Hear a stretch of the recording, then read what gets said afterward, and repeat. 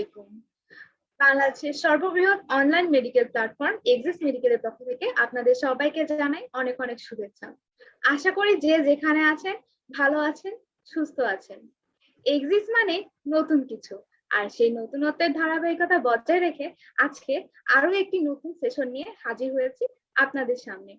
আজকে আমাদের সেশনটি হলো case presentation and discussion on premature rupture of membrane. আজকে আমাদের সেশনে আমাদের সাথে থাকবেন আমাদের অত্যন্ত শ্রদ্ধেয় এবং প্রিয় mentor doctor Lutfa Begum Dipi ma'am. আর পুরো সেশন জুড়ে আমি হোস্ট হিসেবে থাকবো মুনিরা তাবাসসুম, পড়ছি সাউদার্ন মেডিকেল ইউনিভার্সিটি ৪র্থ বর্ষ। আজকের সেশন রিলেটেড আপনাদের কোনো প্রশ্ন যদি থেকে থাকে আপনারা ফেসবুকের কমেন্ট বক্সে প্রশ্নটি করতে পারেন, অথবা সরাসরি জুমে যুক্ত হয়ে আমাদেরকে প্রশ্নটি করতে পারেন। ম্যাম ইনশাআল্লাহ আপনার প্রশ্নটির উত্তর দিয়ে দিবেন। আচ্ছা, আমরা আর দেরি না করে সেশনটিতে যোগ করি। আসসালামু আলাইকুম ম্যাম, কেমন আছেন? ওয়ালাইকুম সালাম, ভালো আছি। তোমাদের সবাইকে এই প্রোগ্রাম মানে আজকের সেশনের জন্য স্বাগত। এবং আমরা যেহেতু আজকে একটি কেস ডিসকাশন করব, তো আমি চাইবো যে তোমরা যেরকম করে প্র্যাকটিক্যালি একটা বেড সাইডে যখন একটা কেস প্রেজেন্ট করো, তখন একটা পেশেন্টের হিস্ট্রি নিয়ে তারপরে সেটা কেসটা প্রেজেন্ট করো, এরপরে আমাদের থেকে প্রশ্ন আসে এটা রিলেটেড। তো আমিও সেরকমই চাইবো যে তুমি একটি কেস প্রেজেন্ট করবে এবং সেই কেস রিলেটেড কিভাবে প্রশ্নগুলো হয়ে থাকে এবং ডিজিজটা আমরা ওই কেস ডিসকাশনের মাধ্যমে আমরা একটু করে ফেলবো, ঠিক আছে? ম্যাম ইনশাআল্লাহ আমি শুরু করছি। ম্যাম এখানে আমাদের একজন পেশেন্ট যার নাম Miss Manha Akter, 32 years old, married Muslim housewife, hailing from Dhaka, to my emergency department at her 36th week of pregnancy with the complaint of watery per vaginal discharge for 8 hours. The discharge was colorless, watery in nature, profuse in amount, and foul smelling. She also complained of pain in the lower abdomen, which was gradual in onset, dull itching, non-radiating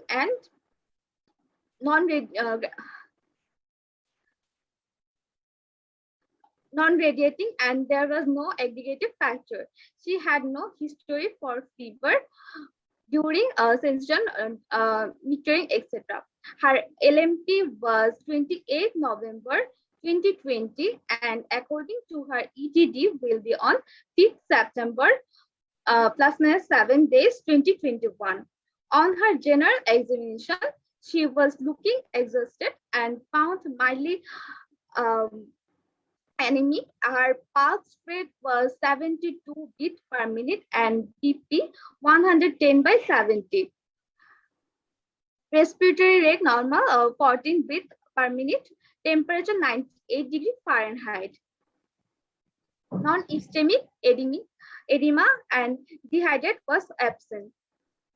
On her abdominal examination, reversed 36-week pregnancy and fundal vaginal height was 31 centimeter, which correspond with the period of amenorrhea. Presentation was was not engaged, liquid volume adequate, FHR 130 beat per minute on inspection. The abdomen was distended, linea nigra and striata gravidum was present. On palpitation, the abdomen tense and tender. On percussion, there was no evidence of ascites. Ma'am এটা ছিল আমাদের পুরো কেসটি। এখন আমি প্রশ্ন সেশনটা চলে যাচ্ছি। ম্যাম প্রভিশনাল ডায়াগনোসিস কি হবে এবং কোন কোন সাইন এবং সিমটম দেখে আমরা ক্লিনিক্যালি ডায়াগনোসিস করতে পারবো?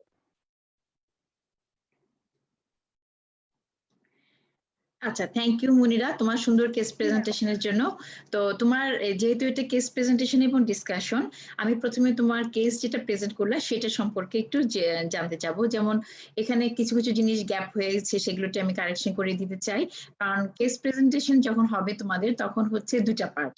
একটা পার্ট হচ্ছে যে তুমি যে পেশেন্টের কেসে হিস্ট্রি নিয়েছো, সেই হিস্ট্রিটা ঠিক মতো নিয়েছো কিনা, সেই হিস্ট্রি থেকে তুমি যে ডায়াগনোসিসটা বললে সেই ডায়াগনোসিসটা ঠিক হলো কিনা, এবং সেকেন্ডে সেই পেশেন্টের সেই যে ডিজিজটা তুমি ডায়াগনোসিস করলে সেই ডিজিজ সম্পর্কে প্রশ্নটা করা হবে। তাহলে এটা দুই ভাগ, ঠিক আছে? তাহলে তোমার প্রথমে ছিল তুমি হিস্ট্রিটা দিয়েছো যে তুমি 36 উইকস থেকে প্রেগনেন্সি একটা মহিলা, যে তোমার কাছে ইমার্জেন্সিতে এসেছে পারভাজিনাল ওয়াটারি ডিসচার্জ নিয়ে। এখন এখানে যখন কিনা হিস্ট্রি বলবে, কয়েকটা জিনিস আমি একটু মনে করিয়ে দিতে চাই, কারণ তোমরা তো এটা বারবার করে প্র্যাকটিস করবে, না হলে তো ফাইন হবে না তোমাদের হিস্ট্রিটা বলাটা। এরকম একটা পেশেন্ট যখন আসবে, তখন তাকে তুমি বলবা যে চিফ কমপ্লেনে সে 36 উইকস প্রেগনেন্সি, সে তার পারভাজিনাল ওয়াটারি ডিসচার্জ নিয়ে সে তোমার কাছে এসেছে অ্যাট মাই ইমার্জেন্সি রুম, না in the emergency obstetric room, ঠিক আছে, অথবা লেবার রুমে এসেছে। এবং এটা হলো তোমার চিফ কমপ্লেন। এরপরে তোমাকে ইলাবোরেটলি হিস্ট্রি অফ প্রেজেন্ট ইলনেসটা বলতে হবে। এমন হচ্ছে যে পেশেন্ট 36 উইকস আগে সে ভালো ছিল, তারপরে তার amenorrhoea develop, she develops amenorrhoea with early sign symptoms of pregnancy, then her she was in regular antenatal checkup, her immunization was completed, যে tetanus immunization আমরা দিই, it is complete, and her pregnancy period was, she was in regular antenatal checkup, and her pregnancy period was uneventful up to তোমার date of অ্যাডমিশনের যে টাইমটা সেই পর্যন্ত, যেমন 1 days before up to her pregnancy period was uneventful, then she developed the parvaginal watery discharge। এবং এখান থেকে তোমার শুরু হবে যে ডিসচার্জটা কেমন ছিল, যে ফাউল স্মেলিং ছিল, কালারলেস ছিল, অ্যামাউন্টটা কেমন ছিল, এর সাথে অ্যাসোসিয়েটেড পেইন ছিল কিনা, বার্নিং সেন্সেশন অফ দ্য মিকচুরেশন ছিল কিনা, এর সাথে তোমার ডিফিকেশন প্রবলেম, বাউল মুভমেন্টটা কেমন ছিল, তার ফিভার ছিল কিনা, টেন্ডারনেস ছিল কিনা, পেইন ছিল কিনা, আমাদের যে আদার যে ডিডি যেগুলো আসবে সেগুলোকে তোমাকে এখান থেকে এক্সক্লুড করে নিতে হবে, ঠিক আছে? এটা হলো তোমার হিস্ট্রি অফ প্রেজেন্ট ইলনেস। এবং পাস্ট ইলনেস এর ক্ষেত্রে যে তুমি মেনস্ট্রুয়াল হিস্ট্রি, পাস্ট ইলনেস এর ক্ষেত্রে যে রিলেভেন্ট কিছু থাকে তাহলে সেটা বলবা। এরপর তোমার যেহেতু এটা অবস কেস, আগে অবস্টেট্রিক হিস্ট্রিটা বলতে হবে, এরপরে তোমাকে মেনস্ট্রুয়াল হিস্ট্রিটা বলতে হবে। তাহলে অবস্টেট্রিক হিস্ট্রির মধ্যে হচ্ছে তোমার কি ছিল, যে তোমার অবস্টেট্রিক হিস্ট্রিতে কি ছিল বলো আরেকবার obstetric হিস্ট্রিটা। LMP 28 November 2020 and according to EDD will be 5th September 2021.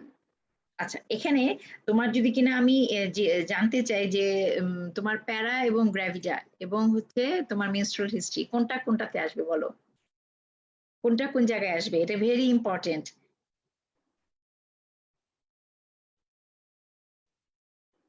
যখন আমরা অবস্টেট্রিক হিস্ট্রি বলবো তখন তার হবে যে তুমি ম্যারিড, তার অবস্টেট্রিক হিস্ট্রিতে তার প্যারা কত ছিল, সে ম্যারিড হয়েছে কত ইয়ার্স, এবং তাকে প্যারা বলতে হবে। প্যারা মানে তার নাম্বার অফ প্রেগনেন্সি আফটার, কতবার সে প্রেগনেন্ট হয়েছে। তাহলে প্যারা এই কত প্যারা ছিল, তার একটা বেবি হয়েছে এবং একটা অ্যাবর্শন হয়েছে, তাহলে প্যারা হবে 1 + 1 অ্যাবর্শন। প্রথম ওয়ানটা হচ্ছে যেটা 28 উইকস পার হবে, তার প্রেগনেন্সি যদি কেউ 28 উইকস পর্যন্ত কমপ্লিট করতে পারে, সেটা আর্ম বেবি ডেলিভারি হতে পারে, 32 উইকস এ ডেলিভারি হতে পারে প্রিভিয়াস প্রেগনেন্সি, সেটা হবে তোমার প্যারা।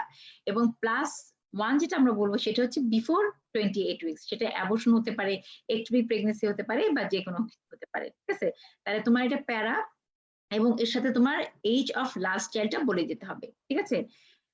আর মেনস্ট্রুয়াল হিস্ট্রিতে তার মেনস্ট্রুয়াল হিস্ট্রি তার কেমন ছিল, এজ অফ ম্যানার কি তার কত, 13 ইয়ার্স, তুমি ধরো যে এজ অফ ম্যানার কি 13 ইয়ার্স, তার প্রিভিয়াসলি মেনস্ট্রুয়াল সাইকেলটা কেমন ছিল, রেগুলার ছিল, এখানে তোমাকে দিন তারিখ ওরকম করে কয়দিন থাকে ওরকম করে বলার দরকার নাই। এবং এখানে সবচেয়ে বেশি ইম্পর্টেন্ট যেটা হচ্ছে লাস্ট মেনস্ট্রুয়াল পিরিয়ড, এলএমপি, কারণ এখান থেকে তোমার তার জেস্টেশনাল এজটা আমরা বের করব, ঠিক আছে? তোমার এলএমপি ছিল এই পেশেন্টের 28 নভেম্বর 2020। তাহলে আমরা যখন ইডিটি বের করব তখন তুমি বলেছো 5th সেপ্টেম্বর +-7, এখানে +-7 বলার আমার দরকার নাই। আমি যখন হিসাব করব তখন তোমার ডেটের সাথে 7 যোগ করব আর মাসের সাথে 9 যোগ করব, মানে 9 মাস যোগ করব, ঠিক আছে?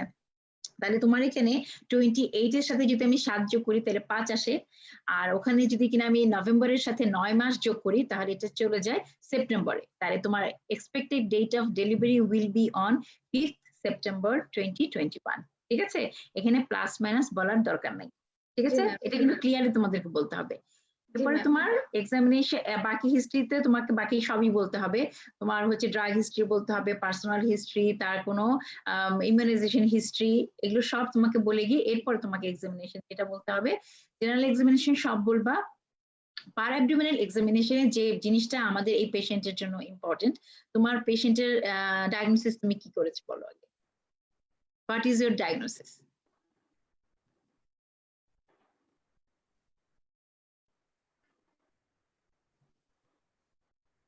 ডায়াগনোসিস করতে পেরেছো? আমরা যদি তোমার হিস্ট্রি থেকে বলি তাহলে সেই পেশেন্ট হচ্ছে তোমার সেকেন্ড পেশেন্টের হচ্ছে বাচ্চা আছে একটা অ্যাবর্শন, তাহলে থার্ড গ্র্যাভিডা। ঠিক আছে, third gravida with 36 weeks pregnancy with premature rupture of membrane, তোমার হচ্ছে এটা ডায়াগনোসিস।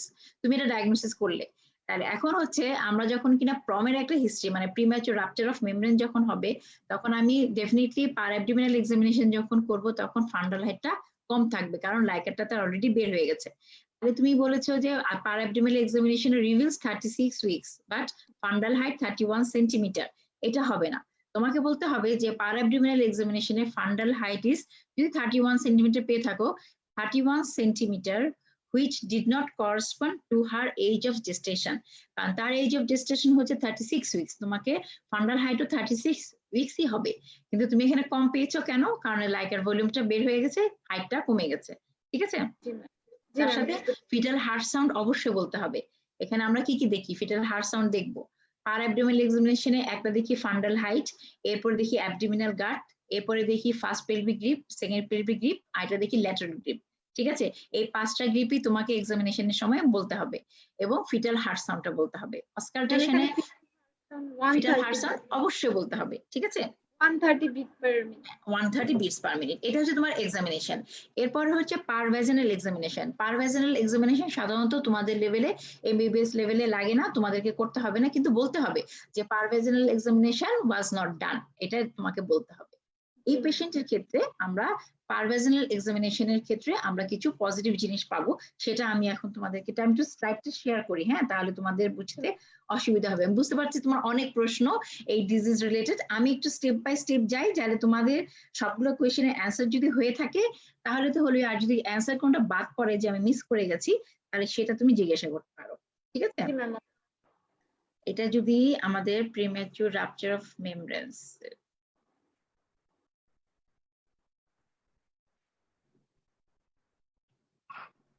আচ্ছা, তাহলে প্রিম্যাচুর রাপচার অফ মেমব্রেন আমরা বলতে কি বোঝাই? এটা বোঝাই হচ্ছে যে রাপচার অফ ফিটাল মেমব্রেনস, যে মেমব্রেন যে স্যাকের মধ্যে বেবিটা থাকে সেটি যদি কিনা রাপচার হয়ে যায় before the onset of labour, before 37 weeks এর আগেও হতে পারে, 37 উইকস এর পরেও হতে পারে, কিন্তু অনসেট অফ লেবারের আগে যদি হয়ে যায়, মানে লেবার স্টার্ট করার আগে যদি হয়ে যায়, তাহলে সেটাকে আমরা প্রিম্যাচুর রাপচার অফ মেমব্রেন বলবো। এখন এটা যদি এমন হয় যে লেবারও স্টার্ট হলো, তার সাথে সাথে তোমার মেমব্রেনটা রাপচার হলো, তাহলে 37 উইকস কমপ্লিটেড হয়ে যাওয়ার পরে যে মেমব্রেনটা রাপচার হবে সেটা হবে তোমার টার্ম প্রম, মানে টার্মে গিয়ে প্রমটা হয়েছে।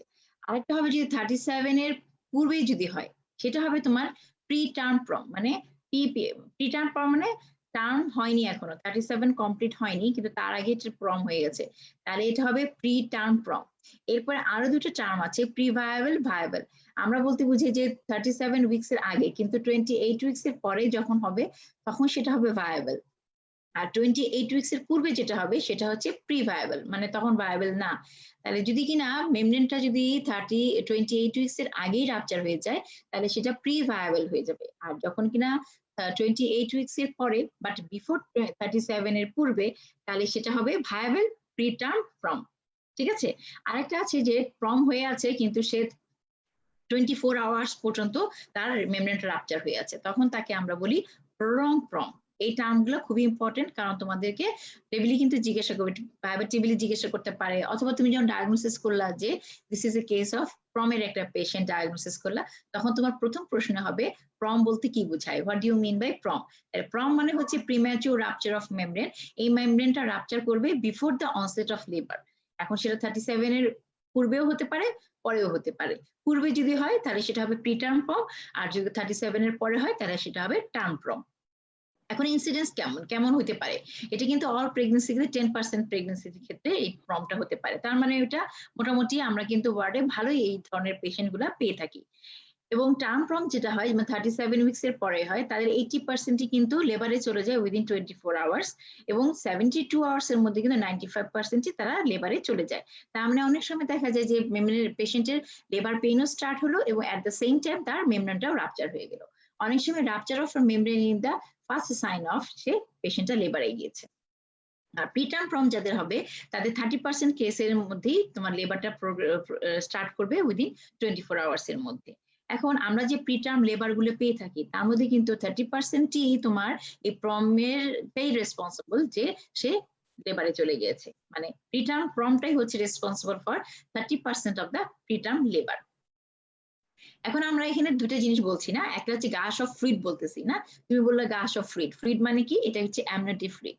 আরেকটা হচ্ছে আমরা বলতেছি রাপচার অফ মেমব্রেন, তাহলে সেই মেমব্রেনটা কি, এই দুটো জিনিস কিন্তু আমাদেরকে একটু বুঝতে হবে। এখন অ্যামনিওটিক ফ্লুইড এমন একটা জিনিস যেটা পানি, এই পানিটার মধ্যে বাচ্চা ফ্লোট করে মানে ভেসে থাকে, এই পানিটাই কিন্তু তার সব খাবার দাবার যাচ্ছে, সে ওখানে যা থাকতেছে, তার মধ্যে ম্যাটার্নাল এবং ফিটাল যে সার্কুলেশনটা হচ্ছে সব কিন্তু এই পানির মধ্যে হয়, এই ফ্লুইডের মধ্যে হয়। সেই জন্য অ্যামনিওটিক ফ্লুইডটা ইজ ভেরি ইম্পর্টেন্ট। এটা কি করে, allows the permanent development, provides the fetal movement and growth, বাচ্চা যে নড়াচড়া করছে এবং বাচ্চার যে ডেভেলপমেন্ট হচ্ছে, protects fetus from the external trauma, maternal টামিতে যখন থাকবে বেবিটা তখন বাইরে যে এক্সটার্নাল কোনো ফ্রিকশন বা কোনো ট্রমা থেকে এই যে ফ্লুইডটা সেটা কিন্তু ফিটাসটাকে রক্ষা করে। Protects the umbilical cord and foetal blood supply from the compression, যাতে এই ফ্লুইডের মধ্যে কোনো যে আম্বিলিক্যাল কর্ডটা থাকে সেই ফ্লুইডের মধ্যে থাকার কারণে কিন্তু তার কম্প্রেশন হয় না। আর মেমব্রেনের কাজ কি, মেমব্রেন হচ্ছে একটা ক্লোজ স্যাকের মধ্যে আমাদের ফিটাসটাকে রাখছে এবং প্রিভেনশন করছে ইনফেকশনকে, এবং এই যে অ্যামনিওটিক ফ্লুইডটা সেই ফ্লুইডকে কিন্তু এই মেমব্রেনটা কিন্তু মেইনটেইন করবে।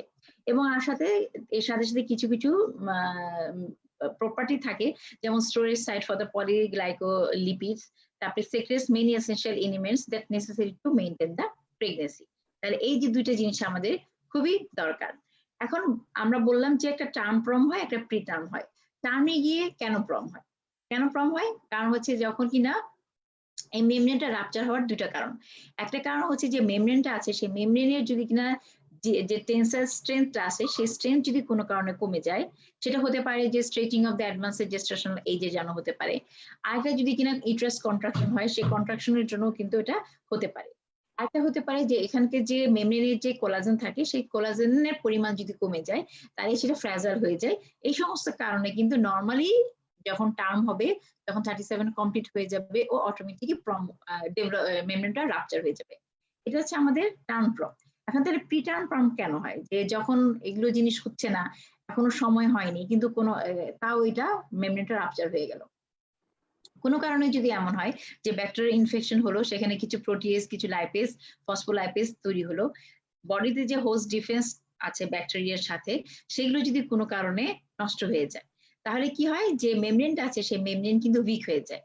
উইক হয়ে গেলে যখনই ইউটেরাস কন্ট্রাকশন করবে অথবা কোনো সাডেন ট্রমা হবে অথবা কোনো তার বডি বেবিটার মধ্যে যদি কোনো বায়োকেমিক্যাল অল্টারেশন হয়ে থাকে তার অ্যামনিওটিক ফ্লুইডের মধ্যে, অথবা অ্যামনিওটিক ফ্লুইডটা অনেক বেশি বেড়ে গেল, তাহলে কিন্তু এই মেমব্রেনের যে টেন্সাইল স্ট্রেংথটা কমে গিয়ে এটা মেমব্রেনটা রাপচার হয়ে যেতে পারে। ঠিক আছে, জি ম্যাম। তাহলে কজ কি আমরা দুটা জিনিস আমাদের মনে রাখতে হবে। এত কজ যদি আমরা মনে রাখতে পারি তাহলে আমরা দুটো জিনিস মনে রাখবো, যে আমাদের যে মেমব্রেনটা আছে অ্যামনিওটিক মেমব্রেন, সেই অ্যামনিওটিক ফ্লুইড যে থাকে যে আমাদের ফিটাল মেমব্রেন, সেই মেমব্রেনের ইনক্রিজ যদি ফ্র্যাজাইলিটি যদি থাকে, ফ্রায়াবিলিটি যদি বেড়ে যায় এক নাম্বার, আর যদি যে মেমব্রেন যদি যে স্ট্রেংথটা আছে সেই স্ট্রেংথ যদি কমে যায়, এই দুটা কারণে আমাদের মেমব্রেনটা রাপচার হতে পারে। ঠিক আছে, এখন তুমি এরপরে কোনো কোয়েশ্চেন বলো, তুমি কি জানতে চাও? কোয়েশ্চেন বলবা না আমি বলে যাব? ম্যাম আপনি বলে যান, সমস্যা নেই। হ্যাঁ, ম্যাম আপনি বলে যান। আচ্ছা। এখন কিছু রিস্ক ফ্যাক্টর আছে। সবার কি প্রম হয়? সবার প্রম হয় না। কারো কারো প্রম হয়, কারো কারো প্রম হয় না। কারো কারো লেবার সুন্দর প্রোগ্রেস করে, কারো কারো দেখা যায় যে 30 টার্ম হওয়ার আগেই তার মেমব্রেনটা রাপচার হয়ে সে একটা হাই রিস্ক প্রেগনেন্সিতে পড়ে গেল। এখন কাদের বেশি রিস্ক ফ্যাক্টর এর মধ্যে পড়বে? যেমন কারো যদি লোয়ার জেনিটাল ট্র্যাক্ট ইনফেকশন থাকে, যেমন ট্রাইকোমোনিয়াসিস, ভ্যাজিনাল স্ট্রেপ্টোকক্কাল ইনফেকশন বা ইউরিনারি ট্র্যাক্ট ইনফেকশন যদি থাকে, তাহলে সেই ইনফেকশন গুলো আমরা বলেছি যে কোনো ইনফেকশন থাকলে তার মেমব্রেনের টেনসাইল স্ট্রেংথটা কমে যায়। ঠিক আছে? যদি সিগারেট স্মোক করে, স্মোকিংও কিন্তু একটা ইম্পর্টেন্ট ফ্যাক্টর যে স্ট্রেংথটা কমায় দিচ্ছে। যদি তার প্রিভিয়াস প্রেগনেন্সি বা কারেন্ট প্রেগনেন্সিতে অথবা তার প্রেগনেন্সি হওয়ার আগে যদি সার্ভিক্সে কোনো সার্জারি হয়ে থাকে অথবা তার যদি সার্ভাইকাল ইনকম্পিটেন্সি থাকে তাহলে তার হতে পারে। কোনো কারণে যদি অ্যামনিওসেন্টেসিস করতে হয়, যেমন অনেক সময় দেখে ফিটাল কোনো কনজেনিটাল অ্যানোমালি আছে, তখন তাকে অ্যানোমালি টেস্ট করার জন্য আমাদেরকে অ্যামনিওটিক ফ্লুইড স্টাডি করতে হয়। তাহলে সেই অ্যামনিওটিক ফ্লুইড যদি আমরা স্টাডি করার সেই প্রসেসটা হচ্ছে অ্যামনিওসেন্টেসিস। অ্যামনিওসেন্টেসিস যদি করতে হয় তাহলে সেক্ষেত্রে আমাদের এটা হতে পারে। কোরিওঅ্যামনিনাইটিস যদি থাকে, তার প্রিভিয়াসলি অন্য কোনো কারণে ইনফেকশন হয়ে তার ইমিউনিটিস হলো। এখানে কোরিয়ন আর ইমিউন মানে যে প্ল্যাসেন্টাল যে কোরিয়ন আর অ্যামনিয়ন দুটো পার্ট থাকে, সেখানে যদি ইনফেকশন হয় তখনই তাকে আমরা কোরিওঅ্যামনিনাইটিস বলি। এর সাথে যদি অ্যাসোসিয়েটেড কোনো কোমরবিডিটিস থাকে, যেমন ডায়াবেটিস, হাইপারটেনশন যদি থাকে, পেশেন্টের যদি নিউট্রিশনাল স্ট্যাটাস অনেক বেশি লো থাকে, লো বিএমআই থাকে, তাহলে কিন্তু তার এটা হতে পারে। তার যদি আগে হিস্ট্রি থাকে, আগের প্রেগনেন্সিতে যে টার্ম প্রম হওয়ার সম্ভাবনা ছিল, তাহলে কিন্তু তার প্রমটা হতে পারে। আমরা একটা কথা বলেছি যে ওভার ডিস্টেনশন যদি হয়, স্ট্রেচিং যদি হয়, যেমন মাল্টিপল প্রেগনেন্সিতে স্ট্রেচিং হতে পারে। তোমার যখন কিনা পলিহাইড্রামনিয়াস হবে, অনেক বেশি লাইকের অ্যামনিয়ন, তখনও হতে পারে। যদি কোনো কনজেনিটাল অ্যানোমালি বেবি হয়, অনেক বড় বাচ্চা, হাইড্রোকাফালাস এরকম যদি হয়, সেক্ষেত্রে হতে পারে। অথবা কোনো ট্রমা যদি হয়, যে এক্সটার্নাল কোনো ট্রমা হলো, তাহলে কিন্তু এই রাপচার মেমব্রেনটা রাপচার হয়ে যেতে পারে। তাহলে আমরা ডায়াগনোসিস কিভাবে করব? যেমন তোমরা বলেছো, কি সুন্দর একটা হিস্ট্রি বললা যে সাডেন গাশ অফ ফ্লুইড তার পাস হয়েছে। তাহলে আমাদের ইম্পর্টেন্ট ক্লুটাই দিবে হচ্ছে তোমার হিস্ট্রি। হিস্ট্রি আমাকে ক্লু দিবে যে একটা ফ্লুইড লিকেজ হয়েছে এবং কন্টিনিউয়াস একটা লিকেজ হতে থাকবে, যে আমার পেশেন্ট আমাকে হিস্ট্রি দিবে। এখন এরকম হলে কি সমস্যা হতে পারে? কোনো কমপ্লিকেশন হতে পারে, নাকি এটা একটা নরমাল, নাকি এটা কোনো সমস্যা হতে পারে? কি মনে হয় তোমার কাছে? কমপ্লিকেশন হবে এখানে। কমপ্লিকেশন হবে, কিছু কমপ্লিকেশন হবে। তাহলে সেগুলো আমাকে কমপ্লিকেশন গুলো দেখার জন্য আমাকে কিন্তু তার এক্সামিনেশন গুলো অবশ্যই করতে হবে। এখন এক্সামিনেশনের সময় আমি তোমাকে বলেছি যে জেনারেল এক্সামিনেশনের মধ্যে অ্যানিমিয়া দেখবা, বিএমআই দেখবা, তার টেম্পারেচার আছে কিনা, পালস, হাইপারটেনশন এগুলো আছে কিনা আমাকে অবশ্যই এক্সক্লুড করতে হবে। এবং পার অ্যাবডোমিনাল এক্সামিনেশন আমরা বলছি ফান্ডাল হাইটটা রিডিউস হয়ে যাবে, কারণ আমি যতটুকু আমার জেস্টেশনাল এজটা তার কম হবে, যেমন সাডেন গাশ অফ ফ্লুইড চলে যাবে। যেহেতু টেন্ডারনেস থাকতেও পারে, নাও থাকতে পারে। পেশেন্ট যদি লেবারে যায় তাহলে তার টেন্ডারনেস থাকবে, তার যদি কিনা অন্য কোনো ইনফেকশন থাকে তাহলে টেন্ডারনেস থাকবে, কিন্তু যদি কিনা সে লেবারে না যায় তাহলে কিন্তু অ্যাবডোমেনটা সফট এবং রিল্যাক্স থাকবে। ঠিক আছে? তোমার পেশেন্টের টেন্ডার ছিল। ফিটাল হার্ট রেট সাধারণত যদি কিনা তার ইনফেকশন থাকে বা পেশেন্ট লেবারে চলে যায় বা কোরিওমনিটিস ডেভেলপ করে, তাহলে ফিটাল হার্ট রেট বেশি থাকবে। নর্মালি তোমার পেশেন্টের কোনো ছিল না, সেজন্য কিন্তু তুমি কম পেয়েছো। হ্যাঁ, পারভেজনাল এক্সামিনেশন সাধারণত আমরা প্রমের পেশেন্টকে অ্যাভয়েড করা হয়। হ্যাঁ, কিন্তু যদি কোনো পেশেন্ট তোমাকে হিস্ট্রি দেয় যে তার পেইন হচ্ছে, অ্যাসোসিয়েটেড পেইন আছে, অথবা তার পারভেজনাল ডিসচার্জ এমন ভাবে যাচ্ছে যে আমাকে কয়েকটা জিনিস এক্সক্লুড করতেই হবে। প্রথমে আমরা পার স্পেকুলাম এক্সামিনেশন করি, ইট ইজ ভেরি ইম্পর্টেন্ট।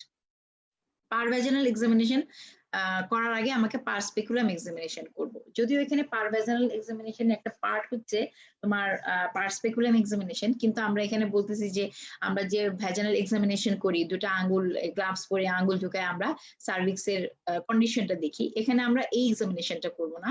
আমরা জাস্ট একটা স্টেরাইল স্পেকুলাম দিয়ে আমরা তার এক্সামিনেশন করে দেখব। কি দেখব? যে আমাকে একটা স্টেরাইল স্পেকুলাম লাগবে, স্টেরাইল গ্লাভস লাগবে টু এক্সক্লুড কট প্রোডাক্টস। কারণ যদি পেশেন্টের ম্যালপ্রেজেন্টেশন থাকে, মেমব্রেন রাপচার হয়ে গেলে তার কট প্রোলাপস হতে পারে, এক নম্বর। আরেকটা হতে পারে যে পেশেন্ট অলরেডি লেবারে চলে গেছে, তাহলে আমরা চলে গেলে আমরা কিভাবে বুঝবো? যে সার্ভিক্সের লেন্থটা কমে যাবে, লেস দেন 2.5 সেন্টিমিটার হয়ে যাবে এবং পাতলা হয়ে যাবে, ইফেস্ট হয়ে যাবে সার্ভিক্সটা, তাহলে আমরা বুঝবো যে patient is already in labour. এবং সার্ভিক্সও ডায়াটেশন হবে, সেটা দেখেও বুঝবো। এবং অ্যাট দ্য সেম টাইম আমাকে নেচার অফ ডিসচার্জটা দেখতে হবে, যে কি ধরনের ডিসচার্জ, সে কি অস দিয়ে আসতেছে না অন্য কোনো জায়গা দিয়ে আসতেছে। অনেক সময় অস দিয়ে আসে না, তখন আমরা পেশেন্টকে কাশি দিতে বলি যে কাশি দেন, এখন কাশি দিলে দেখা যায় যে সার্ভাইকেল অসডিল ফ্লুইডটা আসলো নাকি অন্য অন্য কোনো জায়গা থেকে আসলো, কারণ আমার তো কিছু ডিডি আছে, ডিফারেন্সিয়াল ডায়াগনোসিস আছে, অন্য কোনো কারণে এরকম হতে পারে।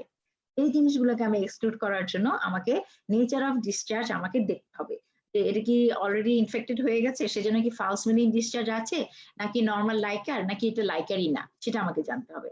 তাহলে আমাকে জানতে হবে আর কি কি কারণে এরকম হিস্ট্রি নিয়ে পেশেন্ট প্রেজেন্ট করতে পারে। কি প্রেজেন্ট করতে পারে, তাহলে আমার ডিডি কি হবে?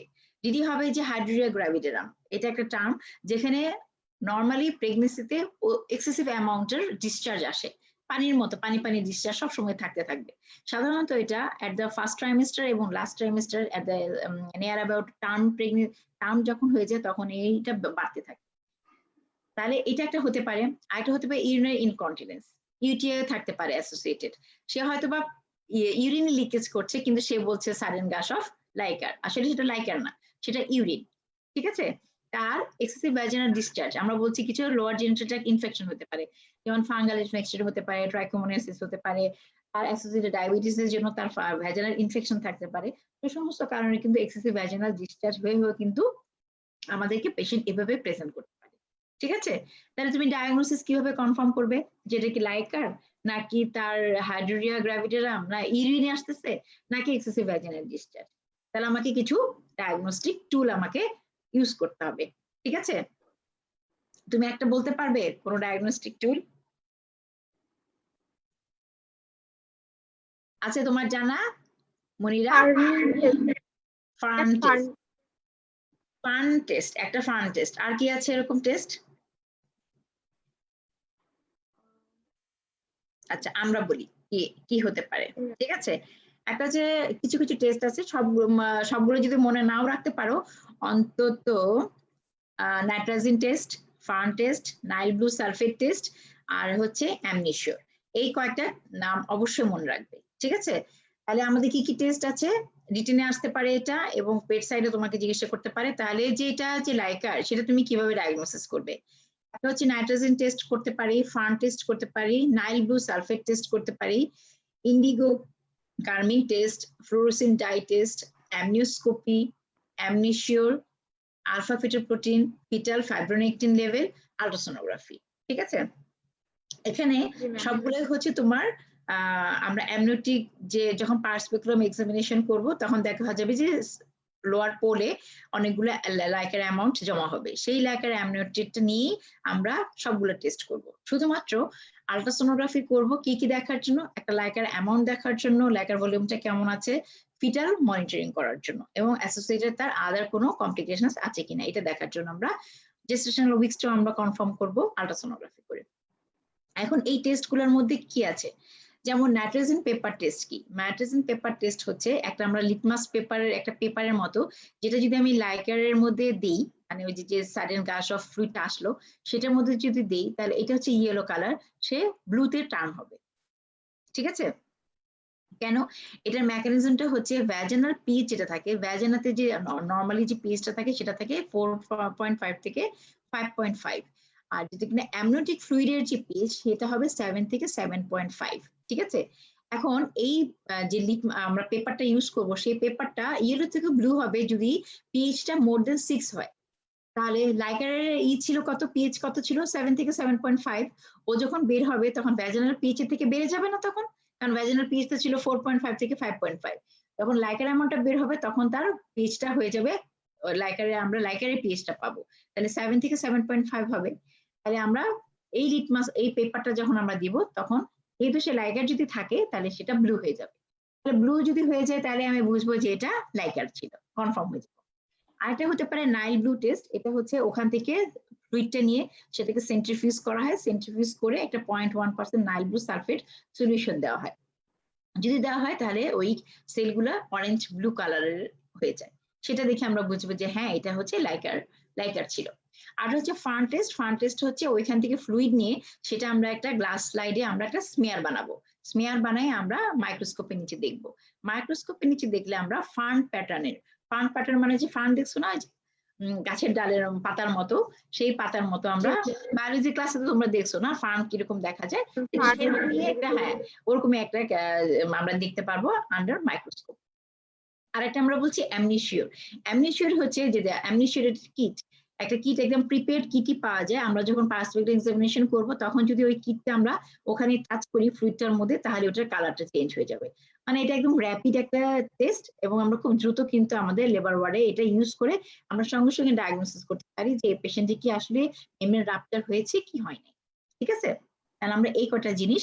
আর আলফা ফিটোপ্রোটিন, ফিটাল ফাইব্রোনেকটিন, এটা আমাদের দেশে অত হয় না, কিন্তু বাহিরে কিন্তু বাইরের দেশে ওদের কিট পাওয়া যায়। কিট পাওয়া গেলে ওগুলো থেকে আমরা বুঝতে পারি যে পেশেন্ট কে লাইকার ভলিউম লাইকার এটা এবং ফিটাল ফাইব্রোনেকটিন যেটা, সেটা দিয়ে কিন্তু আমরা অনেক সময় পেশেন্ট লেবারে চলে গেছে কিনা সেটাও আমরা বুঝতে পারি যে এটা যদি প্রেজেন্ট থাকে। ঠিক আছে? জি ম্যাম, বুঝতে পেরেছি। তুমি কোশ্চেন বলো এখন, আর কি কি প্রশ্ন করা যায় এখানে, এখন আমাদের আর কি প্রশ্ন হতে পারে?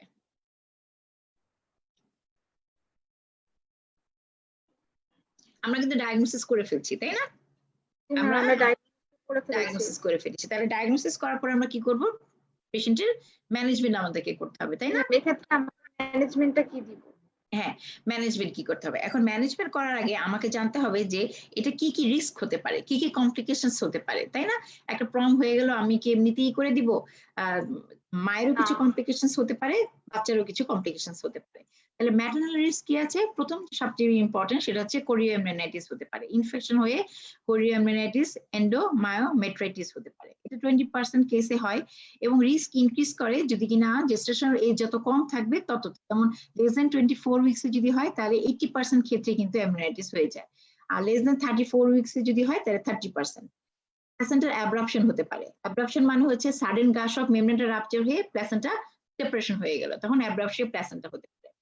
আর যেহেতু এটা একটা কমপ্লিকেশন, তার সাথে সিজারিয়ান সেকশন বা হচ্ছে যদি কোনো কারণে সিজারিয়ান সেকশন লাগে, তাহলে যেমন ইনফেকশনের রেটটা বেড়ে যায়, ম্যাল প্রেজেন্টেশন হয়, এবং ফিটাল হার্ট রেটে একটু ডিসেলারেশন আসে। আমরা এটা কিভাবে বুঝবো যদি এমনিনাইটিস হয়েছে কিনা? সবচেয়ে ইম্পর্টেন্ট আমি বলেছি যে কোরিয়ানমাইটিস হতে পারে। তাহলে মায়ের জ্বর আসবে, মায়ের ফিভার থাকবে, ট্যাকিকার্ডিয়া থাকবে মায়ের, এবং হচ্ছে ফিটাল ট্যাকিকার্ডিয়া থাকবে। এট দ্য সেম টাইমে কি হবে, যখন আমরা যদি এটা সিটিজি করি, নন রিঅ্যাকশনারি ফিটাল টেস্ট করি, তাহলে সেখানে কিন্তু আমরা ট্যাকিকার্ডিয়া পাবো। ফিটাল যদি ব্লাড এক্সামিনেশন করি তাহলে আমরা সেখানে ডাব্লিউবিসি কাউন্ট বেশি থাকবে, ফাউল স্মেলিং ভ্যাজানাল ডিসচার্জ থাকবে, এবং আমরা ফিটাল হার্ট সাউন্ডও কিন্তু আমরা অল্টার পাবো, ট্যাকিকার্ডিয়া পাবো। এলিভেটেড সি রিঅ্যাক্টিভ প্রোটিন, এটা কেমিক্যাল ব্লাডে আমরা এটা করে থাকি, যে কোনো ইনফেকশন বা ইনফ্লামেশনে এটা বেড়ে যায়। ঠিক আছে, তাহলে মোর দ্যান 2.7 মিলিগ্রাম যদি হয় তাহলে সেটা কিন্তু আমরা বুঝতে পারবো যে পেশেন্টের ইনফেকশন হচ্ছে। ঠিক আছে, আর ফিটাসের কি হতে পারে? আমরা বলেছি যদি কিনা এটা যেহেতু টার্মের আগে হচ্ছে, তাহলে প্রি ম্যাচুরিটি হতে পারে, রেসপিরেটরি ডিস্ট্রেস সিনড্রোম হতে পারে, কারণ তার লাং অলরেডি সে ম্যাচুর এখনো হয়নি, পালমোনারি হাইপোপ্লাসিয়া হতে পারে, ফিটাল ডিস্ট্রেস হতে পারে, ম্যাল প্রেজেন্টেশন হতে পারে, এবং যেহেতু সে প্রিটার্ম, সেরিব্রাল পালসি হতে পারে, ট্রমাটিক ডেলিভারি হয়ে যেতে পারে, এবং সবচেয়ে ইম্পর্টেন্ট আমরা পার্সপেকুলাম এক্সামিনেশন যে জিনিসটা আমরা এক্সক্লুড করার চেষ্টা করেছি, কর্ড প্রোলাপস হতে পারে, এবং কর্ড প্রোলাপস হয়ে কিন্তু কর্ড কম্প্রেশন হয়ে ফিটাস ডেড হয়ে যেতে পারে, ইন্টারভেনশন ডেথ হতে পারে। ঠিক আছে, এটা হচ্ছে আমার ফিটার। এতগুলো রিস্ক যখন হবে তখন অবশ্যই আমার ম্যানেজমেন্টের জন্য প্রথমে কিছু ইনভেস্টিগেশন করে নিতে হবে। একটা আমি ডায়াগনোসিস করলাম যে আমার প্রম হয়েছে, প্রমটা আমি ডায়াগনোসিস করলাম, আরেকটা কিছু আমাকে ইনভেস্টিগেশন করতে হবে যে তার কোনো কমপ্লিকেশনস অলরেডি ডেভেলপ করলো কিনা।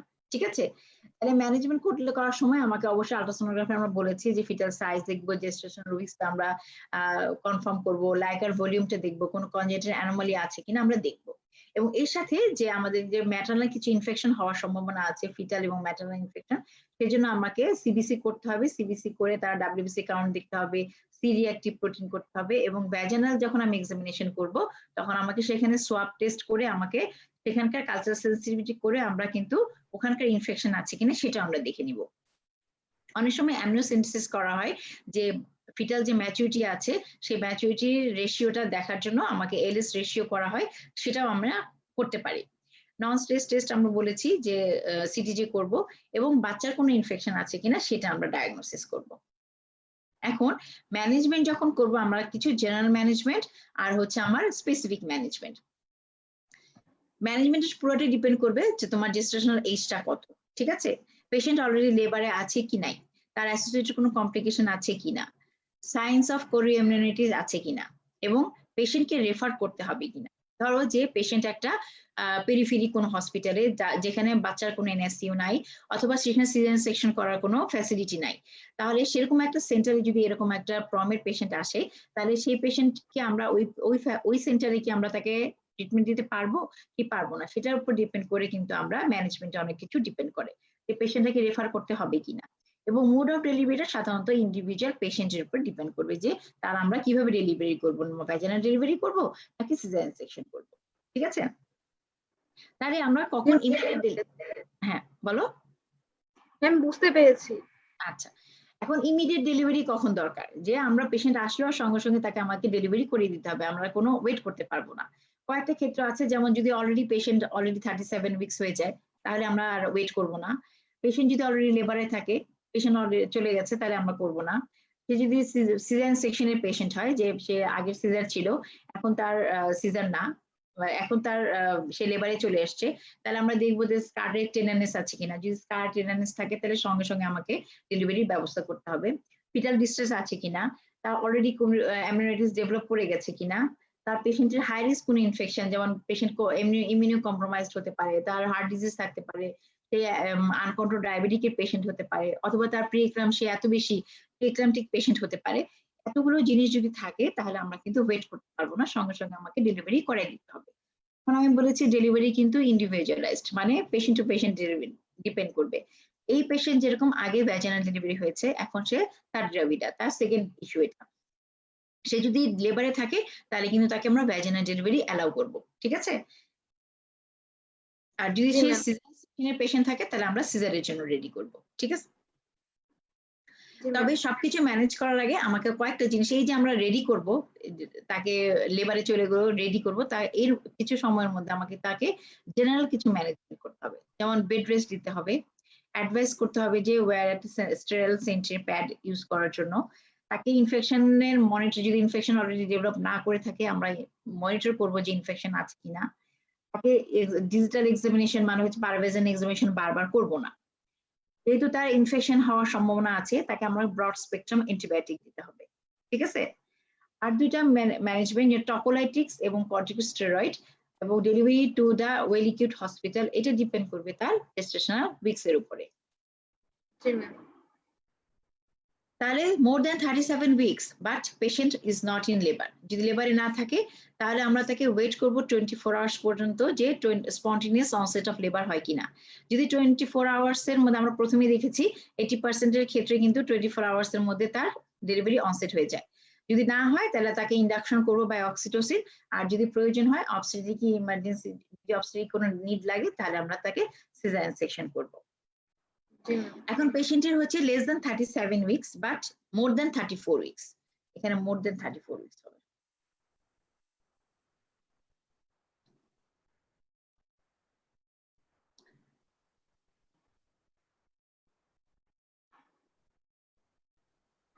পেশেন্টের more than 34 weeks but less than 37 weeks, এইরকম কেসে আমরা কি করব? এরকম কেসে আমরা করব যে তাকে ওয়েট করব 24 থেকে 48 আওয়ার্স পর্যন্ত, তার স্পন্টেনিয়াস অনসেট অফ লেবার হয় ও লেবারের জন্য। এবং উইদিন দিস পিরিয়ড আমরা যে ওয়েট করছি, এই ওয়েটের মধ্যে আমরা তাকে অ্যান্টিবায়োটিক্স দিয়ে দিব, ব্রড স্পেকট্রাম অ্যান্টিবায়োটিক। তাকে মনিটর করব তার ইনফেকশন গুলো হয় কিনা, ফিটাল মনিটরিং করতে থাকবো যে ফিটাস কোনো ডিস্ট্রেসে যাচ্ছে কিনা, এবং এট দ্য সেম টাইম তাকে কিছু টকোলাইটিক্স দিব। টকোলাইটিক্স মানে হচ্ছে যে ইউটারাসের কন্ট্রাকশনটাকে কমায় রাখবে। ঠিক আছে, এটা কেন দিব? আমি কিছু সময় ব্যয় করবো, আমার কাছে সময় দরকার। কি সময়? যেহেতু 37 কমপ্লিট হয়নি, ফিটাল লাং ম্যাচুরিটি হয়নি, তার ফিটাসের লাং ম্যাচুরিটি করার জন্য তাকে আমাকে স্টেরয়েড দিতে হবে। ঠিক আছে, সেই স্টেরয়েড আমরা দেই হচ্ছে 1 অ্যাম্পুল করে, আমরা বিডি করে দেবো 12 আওয়ারলি, 4টা ডোজ দেবো, তাহলে আমাকে 48 আওয়ার্স লাগবে। এইটুকু সময় আমি চাই যে আমার স্টেরয়েডটা পেশেন্টকে আমি দিই, যাতে ফিটাল লাং ম্যাচুরিটি হয়, যাতে সে লেবারে না যায়। এইটুকু সময় নেওয়ার জন্য আমি তাকে টকোলাইটিক্স দিব, স্টেরয়েড দিব। ঠিক আছে, এট দ্য সেম টাইম যদি পেশেন্টের এমন হয় যে না, আমি আমার সেন্টারে একে ডেলিভারি করাতে পারবো না, তাহলে আমি এমন একটা সেন্টারে ওয়েল ইকুইপড হসপিটালে তাকে রেফার করব, যাতে করে সেখানে গিয়ে তার বেবির ম্যানেজমেন্ট এবং তার ম্যানেজমেন্টটা হয়। সেই জন্য আমি তাকে টকোলাইটিক দিব, স্টেরয়েড দিব, অ্যান্টিবায়োটিক দিয়ে তাকে রেফার করে দিব। ঠিক আছে? যদি 48 আওয়ার্স এর মধ্যে তার লেবার প্রোগ্রেস না করে, যদি তার কোনো ইনফেকশনের সাইন আমি পাই, যদি ফিটাল ডিস্ট্রেস শুরু হয়ে যায়, তাহলে কিন্তু তাকে ইনডিউস করে দিব বাই অক্সিটোসিন, যাতে লেবারটা হয়ে যায়, ডেলিভারি হয়ে যায়। আর যদি কোনো দরকার প্রয়োজন হয়, যেমন ফিটাল ডিস্ট্রেস হতে পারে, আইজেড বেবি হতে পারে, বা ফিটাল লাইকার ভলিউম এত বেশি কমে গেছে যে সে ড্রাই লেবার হচ্ছে, লেবার প্রোগ্রেস করছে না, তখন তাকে আমি সিজারিয়ান সেকশন করব। ঠিক আছে? জি ম্যাম। এখন যদি হয় যে 34 উইকস এরও কম, 34 উইকসও হয়নি, তাহলে আমরা আমাদের টার্গেট থাকবে 34 উইকস, অন্তত 37 কমপ্লিট করা পর্যন্ত আমাকে ওয়েট করার জন্য। মানে আমি যতটুকু কমপ্লিট করতে পারি, আমি যতটুকু যেতে পারি, এইটুকু সময় পর্যন্ত আমাকে ডেলিভারি জন্য অপেক্ষা করতে হবে। তাহলে আমি সিরিয়াল ইভালুয়েশন করতে থাকবো, পেশেন্টের মনিটর করতে থাকবো যে ডেলিভারি আফটার যে 34 উইকস হয়, এবং এইটুকু সময়ের মধ্যে তাকে আমাকে এক্সপেক্টেড ম্যানেজমেন্ট দিতে হবে। কি ম্যানেজমেন্ট দিব? আমি ওই যে আমি আগে বলেছি, তাকে বেড রেস্ট দিব, স্টেরাইল ভালভাল প্যাড করবে, ব্রড স্পেকট্রাম অ্যান্টিবায়োটিক দিব, টকোলাটিক্স দিব, তাকে স্টেরয়েডের ডোজটা আমি কমপ্লিট করব, তাকে যদি ট্রান্সফার করার প্রয়োজন হয় আমি তাকে ট্রান্সফার করব, এবং ওয়েট করব যে আনটিল দ্য ফিটাসটা ম্যাচিউর হয়, এই পর্যন্ত তাকে আমাকে ওয়েট করতে হবে। ঠিক আছে? জি ম্যাম, বুঝতে পেরেছি। এখন যদি পেশেন্টের অলরেডি কোরিয়ামাইটিস ডেভেলপ করে যায়, তাহলে কি তাকে আমি এক্সপেক্টেড ম্যানেজমেন্ট দিতে পারবো? কোরিয়ামাইটিস ডেভেলপ করে গেলে তাকে আমি এক্সপেক্টেড ম্যানেজমেন্ট দিতে পারবো না। কয়েকটা 5টা পয়েন্ট মনে রাখবা। একটা হচ্ছে যে পেশেন্টের প্রমের হিস্ট্রি আছে, সেই পেশেন্টের যদি কিনা ফিভার থাকে, ম্যাটারনাল ট্যাকিকার্ডিয়া থাকে, ফালস মিনি ভ্যাজিনাল ডিসচার্জ থাকে, বাচ্চার যদি ফিটাল, আমি পার অ্যাবডোমেনাল এক্সামিনেশন করে দেখি যে টেন্স টেন্ডার অ্যাবডোমেন এবং ফিটাল হার্ট রেট ট্যাকিকার্ডিয়া, হ্যাঁ, more than 160 beats per minute, তাহলে বুঝতে হবে যে তার কোরিয়ামাইটিস ডেভেলপ করে গেছে। এবং বায়োকেমিক্যালি যদি দেখি যে ডাব্লিউবিসি কাউন্ট বেশি, সি রিঅ্যাক্টিভ প্রোটিনের পরিমাণ বেশি, তাহলে কিন্তু আমাকে ইমিডিয়েট টার্মিনেশন করে দিতে হবে। আচ্ছা, কোনো দেরি করা যাবে না। ব্রড স্পেকট্রাম অ্যান্টিবায়োটিক তো আমি অলরেডি শুরু করে দিয়েছি, এবং তাকে আমি যদি দেখি যে তার লেবারটা ডেলিভারিটা উইদিন তাড়াতাড়ি হয়ে যাবে, তাহলে তাকে আমি এটাকে অগমেন্ট করে দিব যাতে ডেলিভারিটা হয়ে যায়। কিন্তু যদি দেখি যে না, ডেলিভারি হইতে অনেক সময় লাগবে, আমি ততক্ষণ পর্যন্ত ওয়েট করব না, আমি অবশ্যই সিজারিয়ান সেকশন করে আমাকে ডেলিভারি করাই দিতে হবে। এবং এক্ষেত্রে একটা ইম্পর্টেন্ট পয়েন্ট, যে বেবি যদি কিনা ডিস্ট্রেসও থাকে বা আইওডিও হয়ে যায়, তাহলে কিন্তু আমাকে সিজারিয়ান সেকশন করে এটাকে দ্রুত ডেলিভারি করাই দিতে হবে, to save the life of the mother. ঠিক আছে? কারণ এই অ্যাবনর্মালিটিস থেকে কোরিয়ামাইটিস হয়ে, এন্ডোমেট্রাইটিস হয়ে, সে কিন্তু সেপ্টিসিমিয়া ডেভেলপ করে যেতে পারে মায়ের। ঠিক আছে? এবং সেপ্টিসিমিয়া যদি ডেভেলপ করে, তাহলে কিন্তু সেখান থেকে মাল্টি অর্গান ফেইলিওরও মায়ের হয়ে যেতে পারে। তাহলে আমরা যদি কোরিয়ামাইটিস হয়ে যায়, ইনডিউস করব লেবারকে, যদি সিজারিয়ান সেকশন লাগে আমরা ইমিডিয়েট করে দিব, অ্যাপ্রোপ্রিয়েট অ্যান্টিবায়োটিক্স দিব, অক্সিজেন লাগলে হাইপারথার্মিয়া তার আমরা ডেলিভারি ম্যানেজমেন্ট করব, ফিটাসটাকে মনিটরিং করব। অনেক সময় দেখা যায় যে অ্যামনিও ইনফেকশন করে, অ্যামনিও ইনফেকশন মানে যেহেতু ড্রাই হয়ে যায়, আমরা বাহির থেকে লাইকার মানে নর্মাল স্যালাইন আমরা ইউটেরাসের ভিতরে আমরা দিয়ে দিই, তাহলে কি হয় যে ড্রাইনেসটা কমে যায়। এটা খুব বেশি করা হয় না, হ্যাজার্ডও আছে, সবাই করে, এটা এক্সপার্ট হ্যান্ড লাগে। আর আমরা ওয়াচ করতে থাকবো যে তার কোনো ডেলিভারি যদি চলতে থাকে, তাহলে তার ডেলিভারিতে কোনো সমস্যা হচ্ছে কিনা সেটা আমাকে অবশ্যই দেখতে হবে। কিন্তু কোরিয়ামাইটিস যদি ডেভেলপ করে, তার প্রথম ট্রিটমেন্ট হবে ইমিডিয়েট ডেলিভারি। ঠিক আছে? এখন আমরা এটাকে আমরা রক্ষা মানে প্রিভেন্ট করতে পারি? আমাদের কোনো প্রিভেন্ট করার কোনো উপায় আছে? করা যায় প্রিভেন্ট?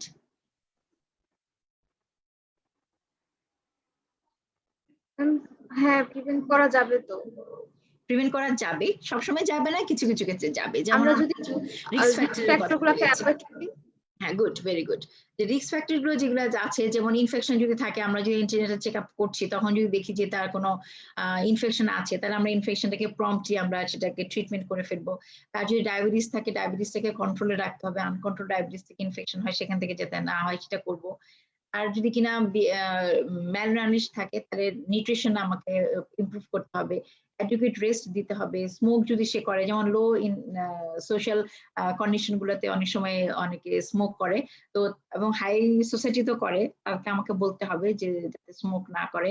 যদি কেউ অ্যালকোহল নেয়, তাকে আমাকে প্রিভেন্ট করতে বলতে হবে যে তুমি অ্যালকোহল নিও না। অ্যাভয়েড করাটা, specially in the last 2 months আমাকে এটা প্রিভেন্ট করতে হবে। এবং আননেসেসারি ভ্যাজিনাল এক্সামিনেশন, যদি সে পেশেন্ট প্রেগনেন্সিতে থাকে, আমি চেকআপে আমি আননেসেসারি পার ভ্যাজিনাল এক্সামিনেশন করব না। এবং সার্ভাইকাল ইনকম্পিটেন্সি হিস্ট্রি যদি থাকে, পেশেন্টের আগের প্রেগনেন্সিতে অথবা আগের প্রেগনেন্সিতে প্রিটার্ম প্রম হওয়ার মানে হিস্ট্রি ছিল, এই সমস্ত হিস্ট্রি যদি থাকে তাহলে পরের প্রেগনেন্সিতে কিন্তু তাকে আমরা মেট্রিকুলাস কেয়ার দিয়ে তাকে প্রিভেন্ট করতে পারি। ঠিক আছে? জি ম্যাম। প্রশ্ন, কোনো প্রশ্ন আছে? ম্যাম একজন প্রশ্ন করেছিল যে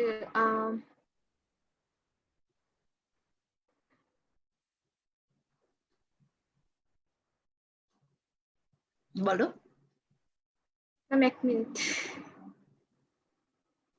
আমরা প্রায় শেষের দিকে এসে গেছি। প্রমের পেশেন্টদের ক্ষেত্রে অনেক কিন্তু পোস্ট যখন ডেলিভারি হয়ে যাওয়ার পরে কিন্তু পিপল সেপসিস, প্লাসেন্টা, তারপরে ইনফেকশন এই সমস্ত হওয়ার সম্ভাবনা থাকে। সেজন্য পিপ্রিয়াম স্টেটেও কিন্তু আমরা যখন পিপ্রিয়াম পড়বো তখন কিন্তু দেখবো যে যাদের প্রম থাকে তাদের কিন্তু পিপ্রিয়ারে ইনফেকশন হওয়ার সম্ভাবনাটা বেশি থাকে। বলো কোয়েশ্চেন। না ম্যাম,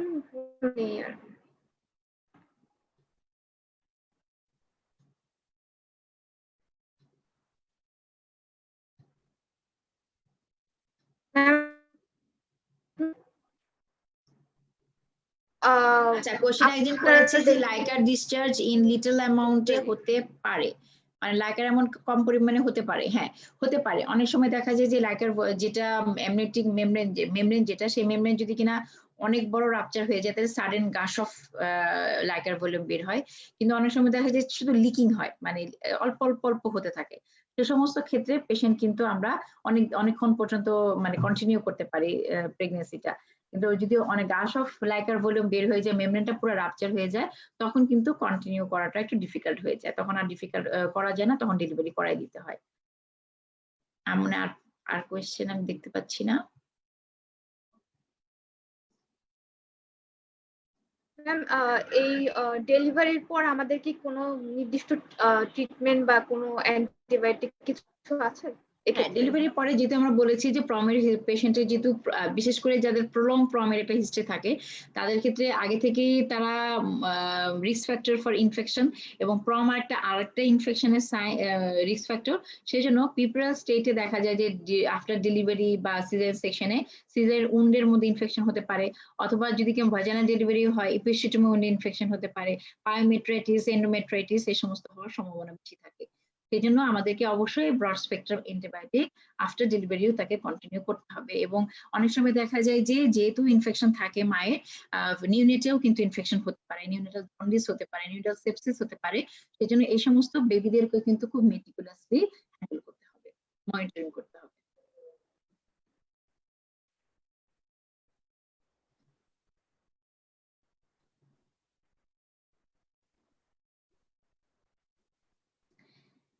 আর কোনো প্রশ্ন না থাকলে আমার মনে হয় শেষ। আর কিছু জানার থাকলে কমেন্ট সেকশনটা দেখলাম, আর কোনো প্রশ্ন আমি দেখতে পাচ্ছি না। আচ্ছা, তোমার কোনো প্রশ্ন আছে মনিরা?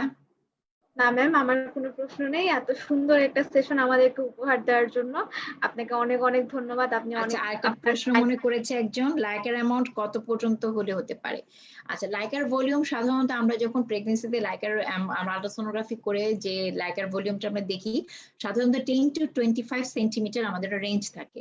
যদি 25 সেন্টিমিটার বেশি হয় তখন আমরা সেটাকে পলিহাইড্রোনিয়ামস বলি, আর যদি লেস দেন 5 সেন্টিমিটার হয়ে যায় তখন সেটাকে আমরা সিভিয়ার অলিগোহাইড্রোনিয়ামস বলি।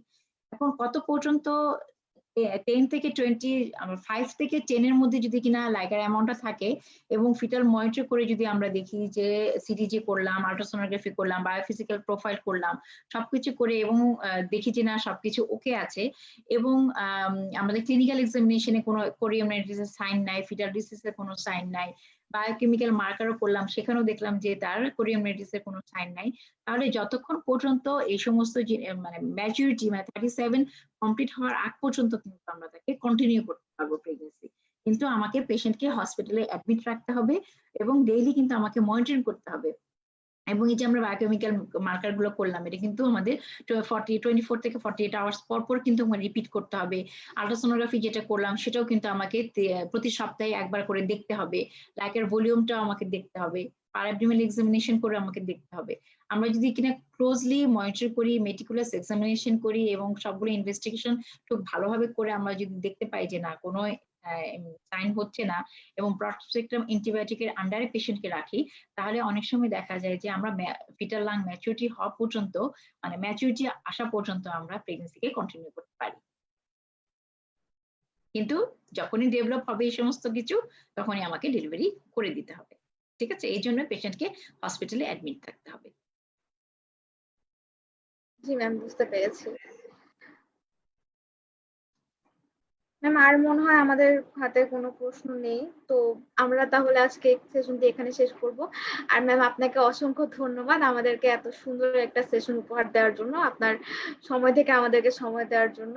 আশা করি ভালো আচ্ছা, থাকবেন এবং আমরা পরবর্তী সেশনে আপনাকে পাবো আমাদের সাথে ইনশাআল্লাহ। ইনশাআল্লাহ। তোমাদেরকে অনেক ধন্যবাদ, তোমরা মনোযোগ দিয়ে শুনেছো এবং আমি জি। চাইবো যে তোমরা পড়ে এই জিনিসটাকে সুন্দর করে আয়ত্তে আনবে এবং যদি প্রশ্ন থাকে কোনো পড়ার সময় যদি মনে করো তাহলে আমাকে নক করো, আমি অবশ্যই তোমাদেরকে অ্যান্সার করবো। ঠিক জি আছে? ম্যাম, অনেক ধন্যবাদ, ভালো থেকো। আল্লাহ হাফেজ।